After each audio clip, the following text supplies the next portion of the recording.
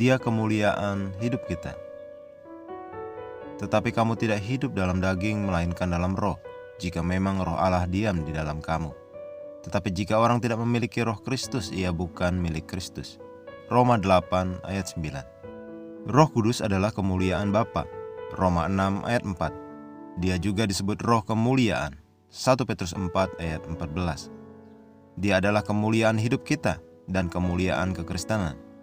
Engkau tidak dapat mengenal Allah atau mengasihi Yesus tanpa Roh Kudus. Orang Kristen yang tidak memiliki Roh Kudus hidup sebagai korban dalam hidup. Mereka diterpa oleh iblis dan rentan terhadap unsur-unsur dunia ini. Rasul Paulus menekankan pentingnya memiliki Roh Kudus ketika dia bertanya kepada beberapa murid yang ditemuinya di Efesus, "Sudahkah kamu menerima Roh Kudus ketika kamu menjadi percaya?"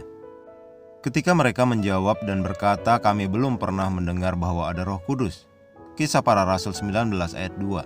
Paulus tertegun. Selanjutnya dia menjelaskan kitab suci kepada mereka dan membuat mereka menerima Roh Kudus. Kisah Para Rasul 19 ayat 3-6. Tidak seorang pun dapat menjalani kehidupan Kristen yang otentik tanpa Roh Kudus.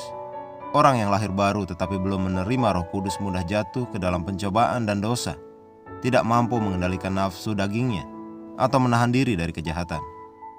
Hanya melalui Roh Kudus engkau mematikan perbuatan tubuh dan keinginan daging.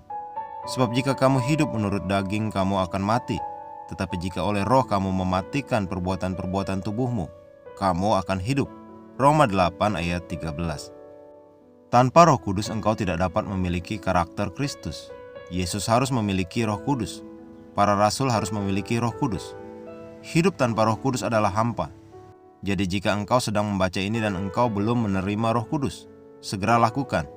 Katakan saja, "Roh Kudus, aku menerimamu ke dalam hatiku sekarang dalam nama Yesus Kristus," dan dipenuhi dengan Roh Allah.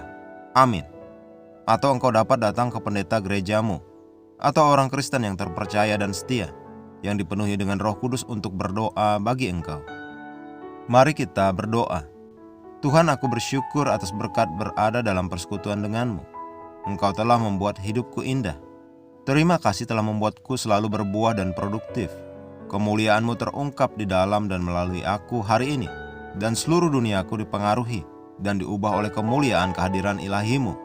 Dalam nama Yesus. Amin.